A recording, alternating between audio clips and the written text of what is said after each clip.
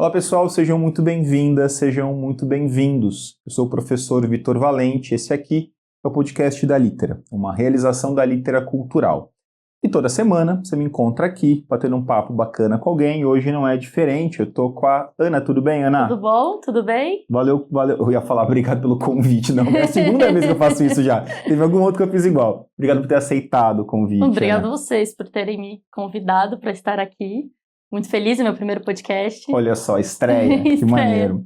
Galera, a Ana Barros, tá aqui a minha colinha, ela é escritora e professora de produção literária.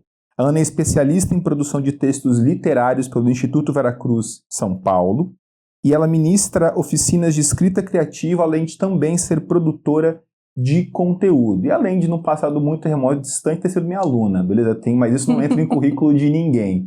Ana, vamos lá, vamos começar essa parada.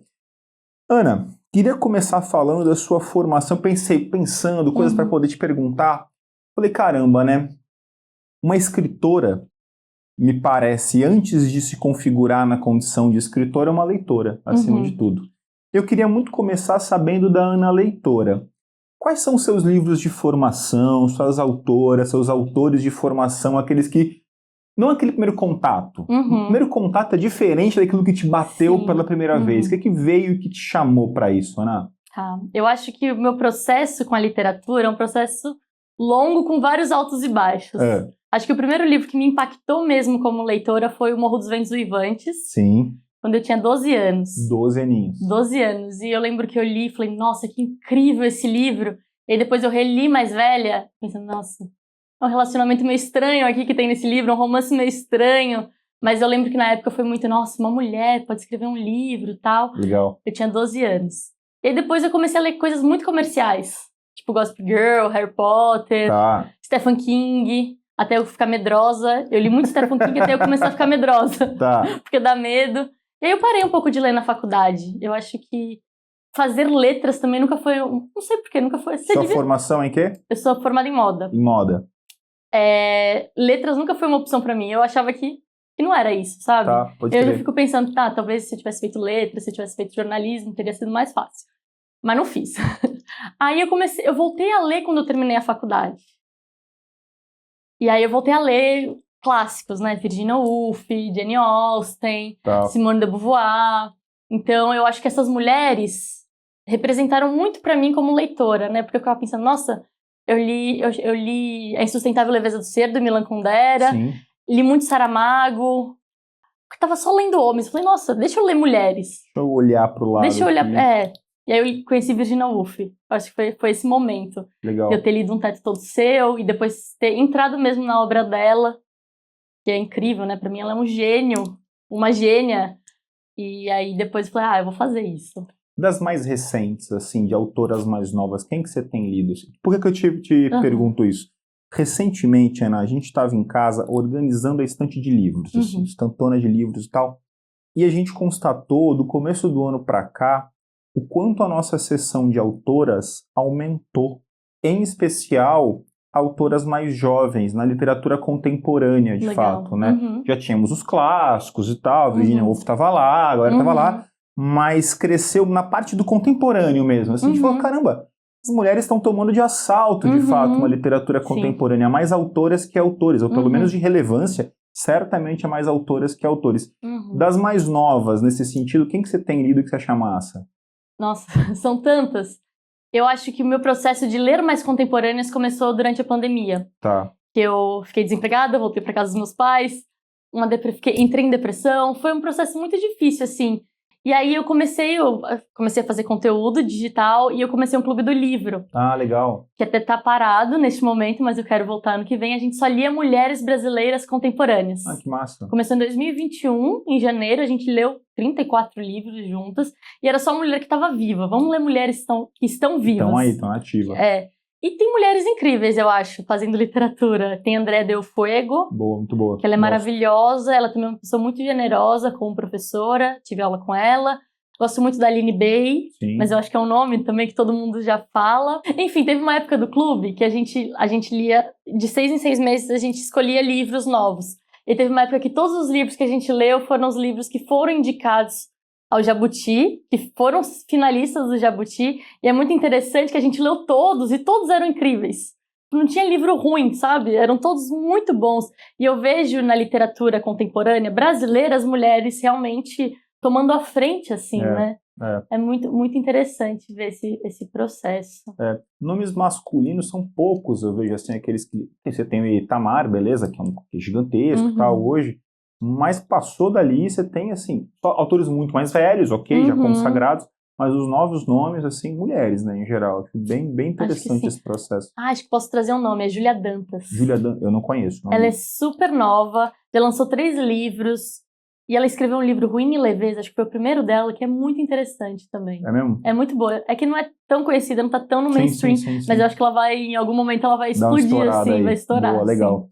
E Ana, como é que foi o processo, eu imagino que ele tenha sido lento, da Ana leitora para Ana autora? Ser escritora era algo que você já almejava ou não? A vida caminhou para certo, sei lá, e a coisa descambou para isso. Me conta em que processo vem isso? Eu sempre fui uma pessoa muito criativa e eu recentemente fui diagnosticada, né? Diagnosticada por um médico mesmo, com TDAH. E aí eu viajava, eu sempre fui muito criativa, sempre quis trabalhar com a criatividade, porém eu não sabia como eu ia explorar minha própria comunicação, né? Minha própria voz. E aí eu fui pro lado da moda. Tá. E aí eu fui para o lado da moda, trabalhei quase 10 anos no mercado de moda, trabalhei em loja durante muito tempo. E eu pensei, nossa, isso não é pra mim. Tipo, não consigo, isso não é pra mim. E eu comecei acho que sempre foi uma coisa que eu tinha, né? Eu comecei a manifestar muito mais a depressão, né?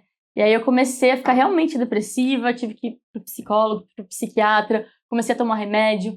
E aí eu falava para as pessoas que eu tinha depressão, e as pessoas falavam, não é possível que você tenha depressão. Tá. Tipo, você não tem cara de que tem depressão. Ótima essa classificação, né? A cara de depressão, ela é maravilhosa. Tá. Gente, tipo, não tem cara. E aí eu falei, não, eu preciso escrever sobre isso. Tá. E eu já pensava em escrever, ser jornalista de moda, já era uma ideia minha. Eu escrevia em blogs quando eu era adolescente. Tipo, dos meus 15 anos até, sei lá, os meus 25, eu escrevia em blogs sobre moda, sobre meus pensamentos. Mas não no campo da ficção. Não. Era tudo impressões, né? Minhas impressões. Sim. E eu não preciso mostrar para as pessoas como que é ter depressão. Às vezes a pessoa parece ter uma vida perfeita, que é o caso da minha personagem no meu livro, só que ela tá sofrendo por dentro, sabe? Então eu preciso falar sobre isso. Então surgiu, não, eu vou fazer isso. Aí eu comecei a tratar a minha depressão com remédio, terapia, e comecei, não, eu vou escrever, vou contar essa história de uma mulher que não sou eu, mas que eu poderia ter sido se a minha família tivesse sido diferente. Então nasceu mesmo da vontade de mostrar para o mundo que depressão não tem cara. Isso que eu queria te perguntar, Ana. Os temas que você escolhe, portanto, eles vêm de uma questão muito pessoal, né? Eles mexem com você, não no sentido de uma observadora, mas de quem passa por certas questões. Por que a escolha pela ficção? Porque, considerando que você está falando de uma coisa que você passou, real na sua vida, você poderia escolher outras linguagens, outros meios. Por que a ficção para isso? Como eu falei, eu tenho TDAH. Tá. E eu imagino que a ficção, que a literatura, nos dá a possibilidade, nós como escritores, de ser o que a gente quiser. Tá. A gente pode ser o que a gente quiser. A gente pode ser, sei lá, um cozinheiro, uma cozinheira, uma atriz. A gente pode ser astronauta. A gente pode ser o que a gente quiser. Então eu acho que a literatura vem desse meu desejo de explorar minha criatividade de uma maneira mais abrangente. Sim, acho que é isso. Sim. Partindo de elementos da vida, mas criando ali em cima disso. Sim. Voltando um pouquinho para as influências que você coloca, né, as leituras que você fez ao longo da vida ali, de alguma forma, né, você acha que essas leituras todas, que essas autoras tão relevantes para você, elas de alguma maneira dialogam com a forma como você escreve, ou você entende que não, que você suspende ali essa influência? Nada é inédito, vamos partir desse ponto de partida e tal, né? A gente está sempre, não só o que você lê, o que você escuta, o que você assiste e tal, mas há um processo mais ou menos consciente de tentar suspender essa influência? Eu nunca tentei imitar ninguém, né? Sim. Eu acho que tem autores que no começo tentam pegar um estilo Como e muleta ali reproduzir e tal. esse estilo. Eu nunca fiz isso. Até porque eu nunca me senti capaz de escrever como a Virginia Woolf, por exemplo, ou como algum escritor que eu sou muito fã, assim. Eu nunca me senti capaz, né, de fazer uma coisa assim. Então, não, eu tenho que encontrar a minha linguagem, quem eu sou, né, como que é o meu próprio processo criativo. Então, parte desse ponto, assim, sabe, de quem sou eu, né? Eu acho que é isso, quem sou eu e como que eu vou escrever. Claro, tem escritas que eu amo e tem escritoras que me inspiram muito. Eu acho que quando eu estava escrevendo esse livro, eu não sei se era esse ou se era o segundo que eu te falei, que foi para entregar o TCC lá na pós, que a gente teve que escrever um livro para entregar como TCC. Sim, correto. Eu lia muito Marguerite Duras, porque eu achava, eu não copiava nada, mas me inspirava tanto. Então, sempre antes de começar a escrever, eu li um trechinho, tem aquele livro dela Escrever. Sim. Eu li um trechinho daquele livro ou de algum ensaio dela, porque me inspirava. Assim, nossa, eu preciso escrever, sabe? Eu preciso ser poética, assim, ao mesmo tempo. Não. Sim, então, eu acho que... Eu te que é isso. pergunto isso, Ana, porque eu lembro de uma entrevista que eu vi com o Tom Zé, falando que ele tinha uma relação esquisita com discos que ele ouvia e gostava muito. Ele falava assim, eu escutava um disco, eu escuto um disco que eu adoro, eu não escuto nunca mais. Porque eu fico morrendo de medo de, sem querer, aquilo ficar tão impregnado na maneira, na forma como eu tô pensando as coisas, e eu copiar sem saber, né? Não algo proposital. Eu achei aquilo tão curioso do Tom Zé, eu falei, caramba, eu gostei tanto, que eu não quero ver nunca mais na minha vida do medo que eu tenho desse negócio, né? Dessa coisa ficar colada em mim, assim. É interessante isso, né? Bacana isso. Ana, quando você fala dos autores que passam muito pela forma como você se constrói na condição de leitora e hoje na condição de autora, é evidente que as mulheres ocupam um lugar de muito destaque, né? Você claramente entra no universo da literatura feita por mulheres. Acho que vale até a pena a gente olhar para esse nome de literatura feminina e né, o espaço que ele ocupa, né, as visões sobre ele, mas claramente é uma influência, é uma importância muito grande. Digo isso porque, Ana, justamente sobre essa nomenclatura, chamada literatura feminina hoje, e de todos os contrastes, né, de todas as questões que ela envolve. De um lado, tem uma galera que vai olhar para esse rótulo e vai entender ele como muito benéfico, porque de alguma forma ele coloca a luz, ele vai trazer à baila autoras novas que não tinham espaço, a partir da rotulação. Do outro lado, vai ter uma galera muito séria também que vai dizer, cara, isso é um reducionismo de alguma maneira. Se você está etiquetando é porque existe literatura e existe a literatura feminina como se ela fosse menor. Eu acho interessante esse papo. O que você pensa disso, bicho? É uma pergunta muito complexa. Eu acho que ela é um pouquinho. É muito complexa. Desculpa. E a resposta será um pouco complexa. Vai. Porque eu acho que é importante a gente dizer na literatura feita por mulheres por quê? Porque as mulheres, antigamente, até o início do século XX, elas não podiam abrir conta em banco. Sim. Elas tinham que ter um pai, um marido, um irmão, para controlar as finanças delas, para controlar a vida delas, né? Então, a partir do século XX que a gente começa a ter esse boom de livros feitos por mulheres, e antes disso, a literatura universal era feita pelo homem branco, né? O homem branco de classe média, né? A literatura sempre foi um espaço um tanto elitista, né? Sim. E é só aquele ser intocado que se tornava gênio, né? Que é o homem branco com uma certa condição financeira. E aí, a partir disso, tudo que não é isso é rotulado. Exato. Né? Tudo a literatura negra, periférica, a literatura feminina. Exatamente. Por quê? Porque aquele ser é o universal, quando não é, né? Esse livro, o meu livro, eu escrevi um livro para mulheres, né? Sobre questões femininas. Sim. Eu pensei nisso e eu gosto de falar com essas pessoas e eu não tenho problema nenhum de ser rotulada assim, né? Sim. Não tem problema. É um livro de mulher para mulher e, tipo, é isso. E beleza. E beleza. Mas eu entendo que a partir... que é visto assim porque tem esse referencial, né? Exato. Não, concordo plenamente com você, Ana. Eu lembro, recentemente, estava aqui em Santos, a Lilia Schwartz, maravilhosa, antropóloga, veio aqui a Tarrafa, lançando o livro novo dela, o Imagens da Branquitude, que é um livraço maravilhoso. Pelo amor de Deus, leiam Imagens da Branquitude da Lilia Schwartz, que é lindo.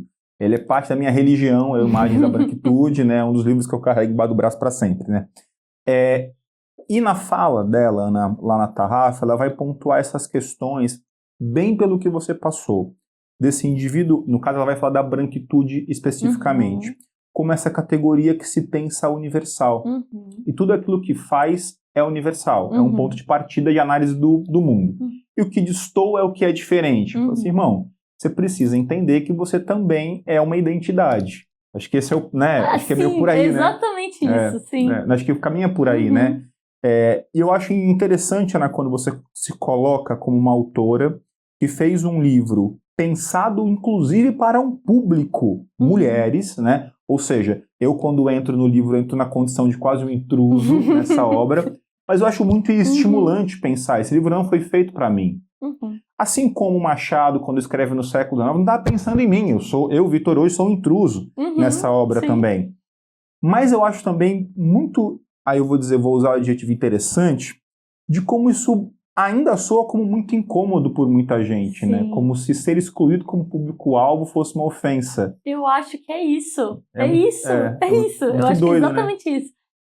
É um certo grupo que tem uma identidade também, que não se reconhece como universal, mas tem uma identidade, fica ofendido ao ver que o livro não é para ele.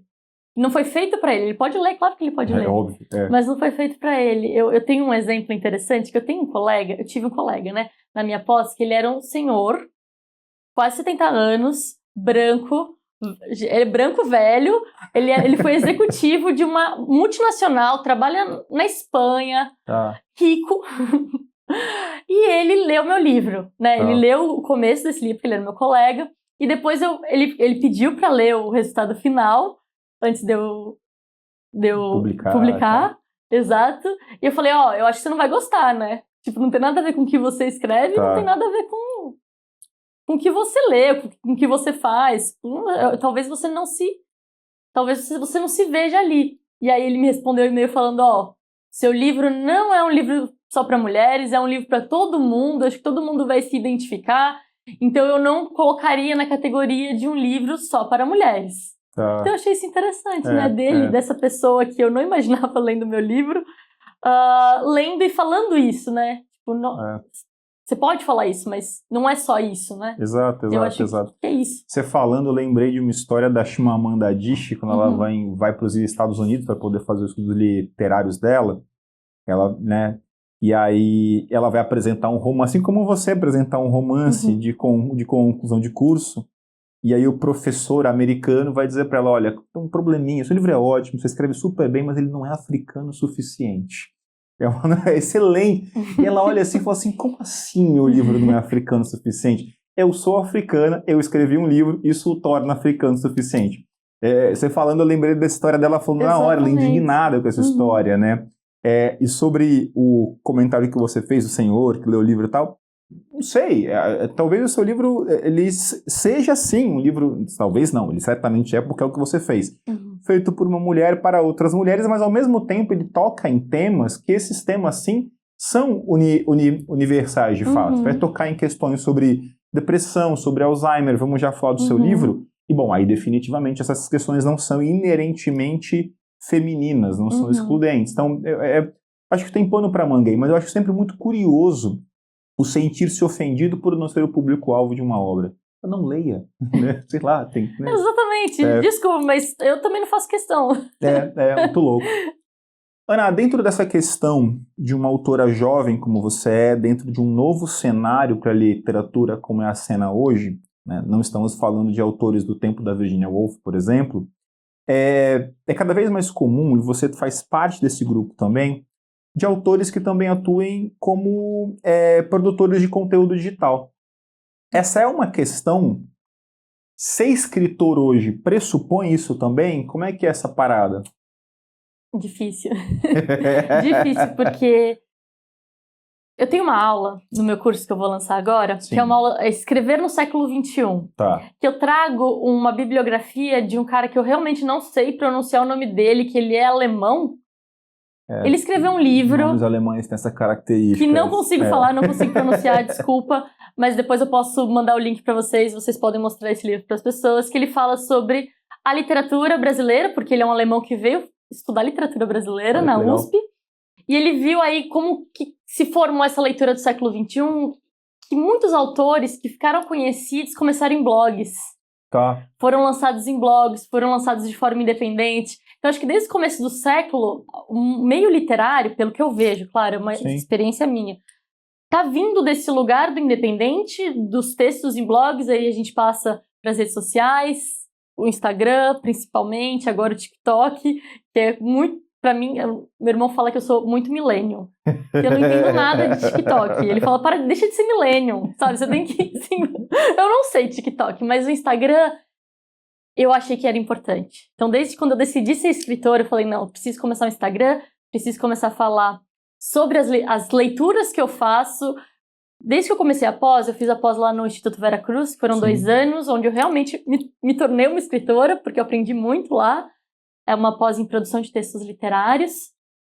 E todo o progresso que eu fiz lá, eu fui mostrando, né? Fui mostrando dia a dia. Desde 2020 eu tenho essa página. Eu fui melhorando, né? Porque o começo era internet, era só mato, e era muito legal, todo mundo falava com todo mundo, tinha um engajamento super alto, era incrível naquela época. E aí depois foi ficando mais difícil, mais difícil. Mas eu acho que o escritor tem que estar nas redes sociais, por mais difícil que seja.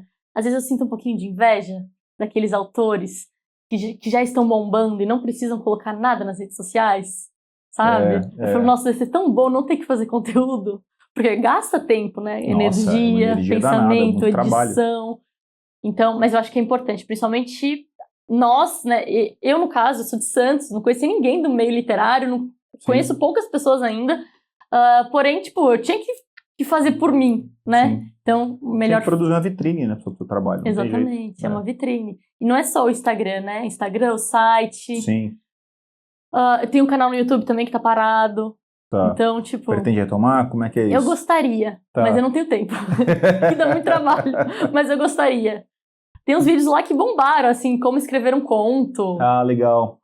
Só que... Esses como fazer, em geral, eles funcionam bem, né? Eles rolam bem, né? Só que eu parei, assim, porque eu não tenho tempo, não, né? Então, a gente tem que escolher as nossas batalhas. Opa, com certeza. E Ana, bom, a gente está aqui falando inclusive sobre o livro, mas eu não apresentei ainda o seu livro. A Ana, galera, está lançando, né, lançou há pouco tempo, não sei quando você vai assistir essa câmera aqui, quando você vai assistir esse vídeo ou escutar esse episódio, mas em agosto de 2024, a Ana lançou o As Luzes de Dois Cérebros Anárquicos, esse livro com essa capa bonita aqui, ó, que ela lançou muito recentemente. Ana, primeiro livro foi esse, né, cara? Primeirão. Como é que foi isso, cara, essa aventura de lançar? Você terminou de ler? Eu tô terminando. Ó, onde tá o marcador aqui, ó. Tá na finaleira aqui já. Depois quero saber o que você achou. Falarei o que eu achei. Cara, como é que foi esse processo de escrever o primeiro livro? Ponto 1. Acho que ser o primeiro, acho que tem uma aventura aí, estrear num romance para publicar, um livro de maior fôlego, né? Já começa num romance. E queria que você apresentasse sua obra, do que ela trata, sem eventuais spoilers, claro, pra galera ler. Tô com vergonha agora.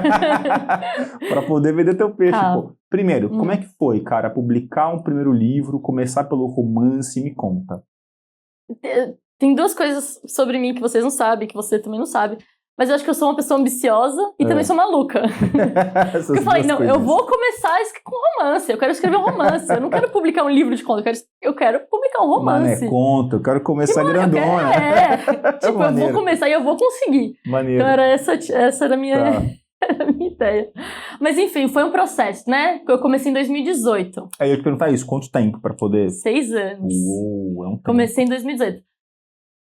Por quê? Eu comecei a escrever, eu não sabia nada. Nada. Tipo, eu era completamente imatura, sabe? Eu não sabia nada de nada. Tinha um sonho e mais nada. Eu tinha um sonho, a ambição de vou fazer acontecer. Vou fazer a parada. Porém, não sabia nada, né? Aí eu escrevi. Em 2018, você já tinha a ideia do que você queria fazer? Eu queria, era essa ideia, mostrar que a depressão não tem cara. Esse ponto de partida você já tinha. Só que eu não sabia como que eu ia fazer isso. Então, eu comecei a fazer uma oficina de escrita criativa aqui em Santos, no Coletivo Pagu. Sim. Era uma oficina gratuita. Ela existe ainda, esse trabalho? Não existe, mas existe eu não sei se ainda existe hoje, mas naquela época tinha uma formação de escritores aqui em Santos, da prefeitura que durava 1 ano. Ah, que legal. Era muito legal, eu não sabia disso, eu só descobri depois. Aí eu fiz a oficina, falei, eu vou aprender, né? Eu quero Sim. escrever um livro, eu tenho que aprender, eu tenho que estudar, eu tenho que melhorar, porque eu não tô fazendo isso direito. Aí eu fui melhorando, escrevi um conto, escrevi 2, continuei estudando, li muitos livros e terminei de escrever esse livro em 2 anos mais ou menos, né?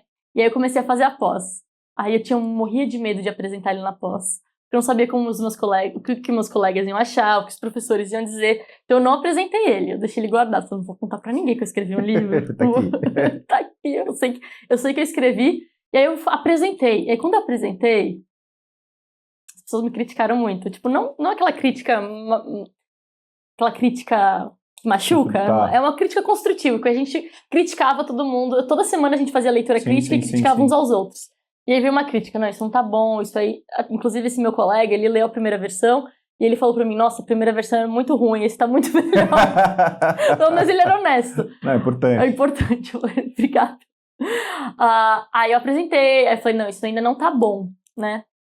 Eu sentia isso. E aí, nessa época, eu comecei a escrever o 2º livro.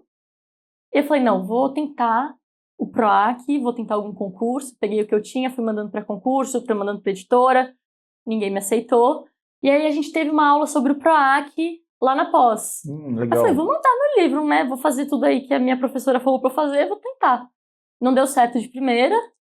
Eu ainda não tinha certeza do que eu queria com o meu livro. Isso e aí, com o livro nessa versão inicial, ele já, tá, isso, beleza. na versão inicial. E aí eu mandei pro PROAC, não foi aceito. Aí no 2º ano eu mandei de novo. Só que aí o livro, eu já tinha estruturado ele de uma outra forma, né? Porque eu sabia que aquilo não estava bom, que eu ia ter que jogar tudo fora, joguei tudo fora e comecei de novo.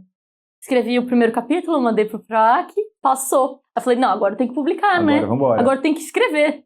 Porque eu vou jogar tudo isso fora, eu tenho que reescrever. Sim. Aí eu reescrevi Tá. e aí foi bem rápido, assim. Então, foram o livro 3 que passou meses. por processos de reescrita, então. Muito. Foi, voltou. Muito. Acho que é importante isso. Não sei se alguém aqui vai querer ser escritor, né? Mas eu acho que escrita também é reescrita. É principalmente reescrita. Fundamentalmente, Fundamental, né? Sim. E você foi contemplada pelo PROAC, né, Ana? Eu vou voltar no livro ainda, mas só pra gente não perder esse gancho. Sim. Não, acho que é importante também o PROAC pro livro. Então, acho legal você falar isso. Primeiro, o que é o PROAC? Acho que vale a pena você apresentar o que é. E como é que foi o processo para você ser contemplada? O PROAC é um programa de incentivo do governo do estado de São Paulo, que eles dão dinheiro pra gente fazer alguma coisa. Eu ganhei 50 mil. Esse ano eles estavam dando 100 mil, mas eu não passei. Mas tudo bem. Aí eles dão 50 mil e a gente tem que... É um projeto, você tem que montar um projeto. E aí você tem que falar por que o livro é importante, o que vai fazer o livro ser importante, por que ele vai ser relevante para a sociedade, e o que você vai dar em troca dessa publicação. Então, eu pensei, meu livro fala sobre Alzheimer, fala sobre a depressão, fala sobre questões da mulher na sociedade, que retoma lá Clarice Lispector, Simone de Beauvoir, Virginia Woolf. Que mais? Doença de Alzheimer já falei. E aí, por que isso ia ser importante para a sociedade? Porque tem muitas pessoas que sofrem dessas duas doenças, né? Transtorno, né? Depressão, transtorno, e a doença de Alzheimer é uma doença. E aí, foi contemplado por conta disso, né? Eu tinha que ter um orçamento, tive que fazer um orçamento bonitinho. Todo projeto você teve que montar. Todo projeto, orçamentário. O que eu ia dar de volta para a sociedade? Aí eu dei várias oficinas de escrita de forma gratuita, então a gente tem que dar algo também para receber esse dinheiro, né? Então, eu acho que é isso. Esse foi o processo ali. Mas acho que todo mundo pode participar do PROAC. Antigamente, só editoras podiam entrar no PROAC. Aí eles abriram para as pessoas físicas. Então, isso é bem legal, hein? Democratiza mais aí o processo, democratiza. Né? E aí, esse ano, eles contemplaram 60 projetos de livro. Nossa, então, olha, bastante. Bem legal. Na minha vez, foram só 10. Aí, dessa vez, eles abriram mais para mais pessoas. Vários livros nascem daí, né? Esses incentivos são muito importantes para a gente que trabalha com a cultura, né? Não sei se vocês fazem isso aqui ou falam sobre isso aqui, mas eu acho que é isso. A gente não ganha dinheiro, gente. É muito difícil ganhar dinheiro. Então, eu faço as minhas oficinas para ter dinheiro, né? Mas eu queria viver da escrita. Evidentemente. E aí, esses incentivos do governo ajudam muito. Não, são fundamentais, Ana. Sim. No seu livro, a gente tem ali uma história, não é spoiler nenhum, porque é o começo da coisa, que vai girar em torno da relação de 3 mulheres, né, Ana? São 3 gerações que vão aparecer ali. A gente tem ali como ponto médio dessa relação a mulher mais jovem ali que vai conduzir essa história, a mãe e a avó, pegando ela como ponto de referência, né? A gente tem essa mulher, a mãe e a avó, e o ponto de partida é a morte dessa mãe, né? Essa mãe morre. Eu gostei muito dessa ideia inicial, Ana, parabéns por ela, dessa mulher do meio que morre e como essas 2 pontas vão lidar com essa perda, né? Você tem 2 gerações que perdem a geração do meio, né? Você tem essa lacuna que claramente vai demonstrar ali um abismo do espaço entre essas 2 mulheres, né? Você tem uma mulher muito mais velha, uma mulher muito mais jovem, que apresentam uma série de questões entre si, uma série de questões com essa mulher que morre, cada uma delas com as suas questões, e aí isso vai se somar à questão dessa mulher mais velha, do Alzheimer que vai se suceder ali. Achei bem interessante ali a construção inicial da obra. Esse roteiro inicial, ele estava na sua cabeça desde o início? Como é que foi isso? Ele foi sendo mexido ali de pouco em pouco? Na primeira versão, a mãe estava viva. Tá, você mata a mãe no meio da história. Eu matei ela, por isso que eu tive que reescrever tudo. E aí eu apresentei lá na pós, e um professor meu falou assim, por que você não mata a mãe? Ia ser muito mais legal a história se ela brigasse com o fantasma da mãe. Tá. Aí eu falei, pode crer, vou matar essa mãe. Maneiro isso. Aí eu matei a mãe. E aí começou a partir do enterro, né? Então eu acho que aqui é um processo, né? Você vai descobrindo a história aos poucos. Ainda mais eu que era tão inexperiente. Eu fui descobrindo a história aos poucos, né? Fui entendendo melhor das minhas personagens aos poucos. Isso que eu queria te perguntar também. Recentemente a gente bateu um papo com Água Luz e com Mia Couto lá e tal, um papo legal. Uma das coisas que eles falam, eu achei aquilo delicioso, é que há 2 tipos de escritores, eles falam, né? Isso é o Água Luz falando, né? Que ele fala, existem os escritores que são intuitivos, como eu, e existem os que trabalham. Ele vai diferenciar esses 2 tipos de escritores, que é delicioso. Ele vai se colocar como escritor intuitivo no sentido de eu começo a escrever. Não sei como é que as coisas vão se desenrolar, os conflitos que vão acontecer. Ele vai até comentar sobre a Teoria Geral do Esquecimento, um livro dele que eu gosto muito, que no final tudo vai se concatenando. Ele falou, não fazia ideia de que aquilo ia acontecer. Ele falou, por outro lado, há outros autores que planejam o livro inteiro, né? Eles esquematizam toda a obra, há um trabalho de engenharia sendo feito ali e tal. Ele falou, jamais conseguiria ser esse tipo de escritor. Que escritora que a Ana é? Você planeja tudo desde o começo ou a coisa acontece? Eu acho que eu sou meio a meio. E até o que eu falo para as minhas alunas, para elas fazerem, né? Eu gosto de estruturar um pouco a história, para saber... Eu tinha, essa cena vai ser isso, essa cena vai ser isso, essa cena vai ser isso. Mas eu descobri muitas coisas enquanto eu escrevia, porque eu acho importante também a gente ir descobrindo, né? Então eu acho que eu sou meio a meio. Porque eu estruturei tudo antes de começar para não ficar perdida, para não ficar bloqueada, né? Sem saber para onde ir. E aí depois eu fui descobrindo coisas, né? Tipo, tem coisas aí que eu só descobri quando eu tava... A coisa foi ali acontecendo. As coisas mais minuciosas, sabe? Os detalhes. Pequenos detalhes, mas a ideia geral, a trama, era isso. Não, mas vamos escavando, né? Pra ver o que deixando acontece. A coisa e se mostrando também aos poucos. Logo no começo do seu livro, né? Eu lendo algumas coisas, foi muito engraçado isso, achei muito engraçado, porque eu acho que eu fui aluno da sua avó de Crisma, né? O mundo é muito pequeno, né, gente? A avó da Ana foi minha professora de Crisma. E rola esse papo no começo do livro, né? Sim. Mas eu acho que aí é a mãe, não é a mãe que é muito católica e tal, que é muito religiosa e tal. E catequista de Crisma, eu falei, meu Deus, a Ana tá me jogando na minha infância aqui e tal.